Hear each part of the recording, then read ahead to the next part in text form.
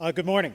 As every student of theater history will tell you, every age creates its own performance space to reflect the social and cultural expectations of the time. And the architectural buildings with which we now dot the landscape around the country are no exception. The buildings we have now seem to me to have the following assumptions. Number one, production or performance is the sole or possibly dominant primary objective of the building. Indeed, the whole idea is to facilitate the flow of traffic as quickly as possible into the auditorium, whether evidenced by the negligible or cramped performance lobbies of Broadway or the Pringle can lobby of the arena stage, which is designed to shoot the audience as quickly as possible into the auditorium. Secondly, the experience should be limited to the small group of people who have paid to be there.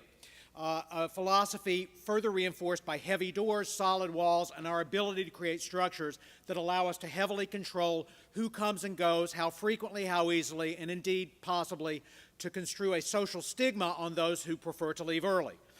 Number three, the creative experience and the dynamic should be a secret, hidden ritual akin to that of the Masonic Temple. In other words, that we should hide all of the purview to the backstage, we should hide fly space, we should even have a curtain that shields us from the creative process prematurely.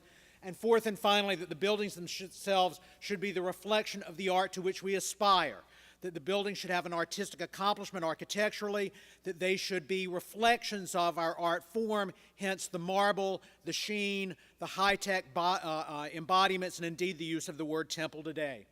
Culturally as well, in the 20th century, these buildings embody many of the things perhaps we would prefer for them not to, more specifically a high degree of separation and segregation, where we frequently segregate people by expertise, by professional versus amateur, by class, by race, and increasingly by generation and by culture, all of which may be appropriate to a 20th century ethic that was primarily dominated by a cultural market whose primary dynamic was market consumption.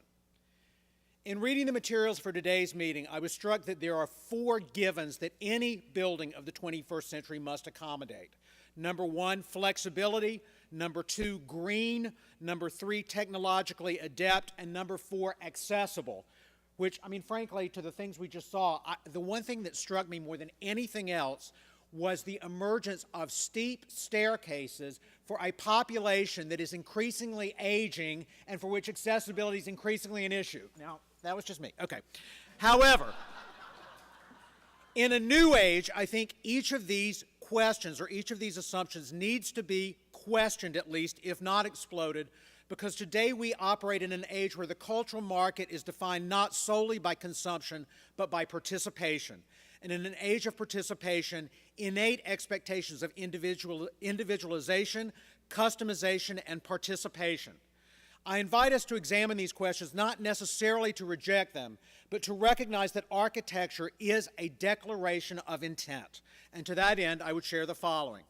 My two favorite experiences of the last year theatrically were for two very different audiences, artists. Taylor Mack, already referenced today by Ruby, whose Lily's Revenge, as she said, was 5 hours, 40 actors, and which struck me not only, as she described, by the reconfiguration of the auditorium, but in an internet age by the way technology infused the lobby.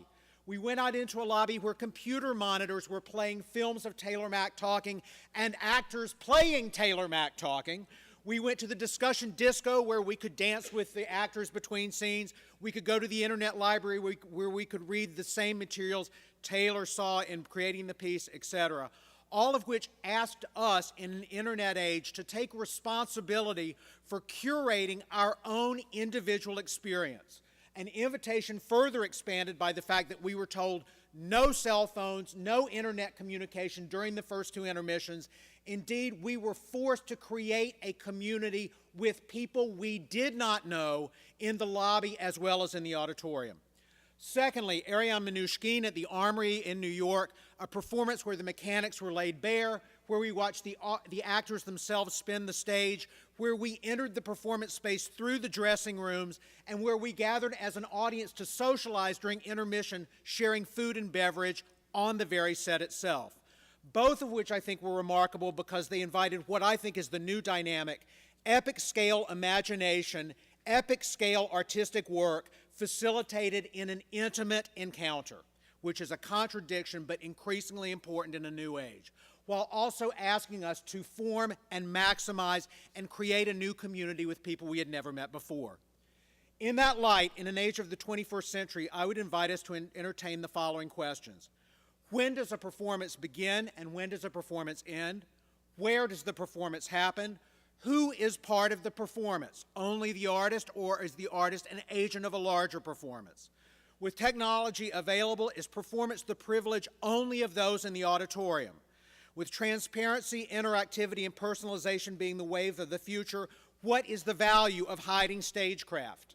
In an age of community, should the space emphasize audience confrontation? Indeed, should the building, rather than being the embodiment of the art, be the embodiment of the community dynamic we wish to have? Indeed, remembering that for centuries, performance spaces were transitory and ephemeral, is there value in a disposable building? To that end, I will confess many of my favorite spaces of the last century were not new spaces, but were transformations. And my own favorite was the old Theatre de la Jeune Lune space, a renovated moving storage company where the bays were still seen, where it was innately flexible, which was not high gloss, but was sandblasted brick. I was fascinated by the observation of the steel being a machine. I think of theater as a home, not a machine. That's just me. Ultimately, though, the Theatre de la Jeune Lune building was exciting, raw, unfinished, animating, a sense of a space where anything can and will happen, and a space that was unique to the artists who were responsible for populating it. In that way, can we re-envision the Performance Arts Center of the future? Thank you.